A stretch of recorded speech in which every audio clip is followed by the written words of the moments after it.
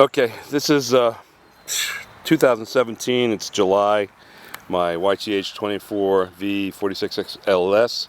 I had a surging problem with my mower here, and what I'm going to do is take off the hood and I'll show you how I corrected this kind of a cheap way. Is basically what I did. Let me zoom this out so we get a little better thing. Let me see if I can get this off in one kick. Of course not, never works that way. Alright, so hold on. Let me put this right here. You can watch me screwing things up. This is going to be a really lousy video, but there you go. Okay, now it's off. Thank you for your patience. So, basically, what we have is the Endurance, which is a Briggs and Stratton. And what I was getting was a surging. It was going high and low idle.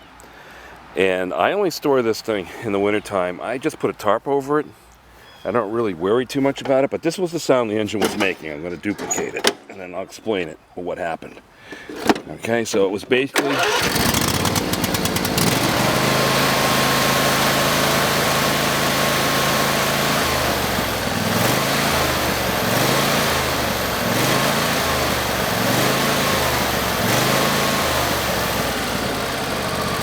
That is how it was surging. It's going high to low idle. So I had a heck of a time trying to figure out what I was going to do with this. I went online. If you look at Donnie Boy, who has a great site on repairs, the guy's phenomenal. And the other guy is a Pterodactyl. He's hysterical. But these are great repair guys. They know their stuff. And a lot of other people out there too. So what I did was, everybody was telling me that I had to take out the carburetor, which is a real pain in the butt. It's underneath here. A lot of screws, a lot of work. I'm mechanically inclined, but I said, you know, this is nuts. So everybody was telling me it was the gas. I was been using 87. I guess I didn't know any better. So what I did is I drained the tank. I siphoned it out through here. I put a siphon in here. I drained out the gas the best I could. And then back over here on this side, I disconnected. This is the fuel filter. I disconnected the fuel filter. I put this down into a bucket. I put the hose down in, drained the heck out of it. Okay, and then I drained this and let it all come off the gas. And I was still trying to think things out. I changed the plugs, I did the air filter, and then what I did was I said, you know something, I'm going to go out and buy a new gas tank. So I went out to Home Depot, bought a new gas tank, 5-gallon, 20 bucks, and same one was $12.99 at Walmart. There it goes. And I put 89 octane gas. Filled it up, new filter, new plugs, new air cleaner, started it, cut the lawn, took an hour and a half. It was still surging, high and low, but a little bit. When I finished cutting the lawn, guess what? It stopped surging. So that was with 89 octane gas that helped clean out the whole carburation. What I also did is when I put the 89 octane gas in, I removed this hose here, okay, and let the gas come out. I connected it back up. I left this connected here. This is the fuel pump, okay? And I disconnected this half.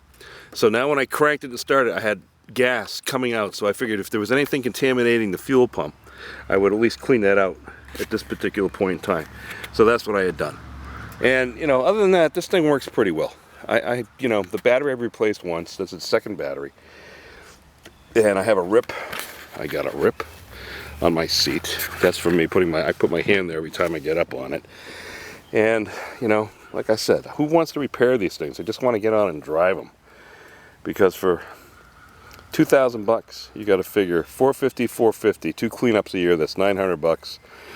And May, June, July, August, September, October, November, call it 7 months at 500 bucks a month for a lawn service. Hey, you know, you're ahead of the game with the lawn tractor. And I hope that helped you for the surging. And you get comments, you can write me. I was only kidding on the first video that said don't write me. That was supposed to be humor. But, you know, these are all made by 1 or 2 companies. You know, the John Deere I was going to get was a 170 to 160.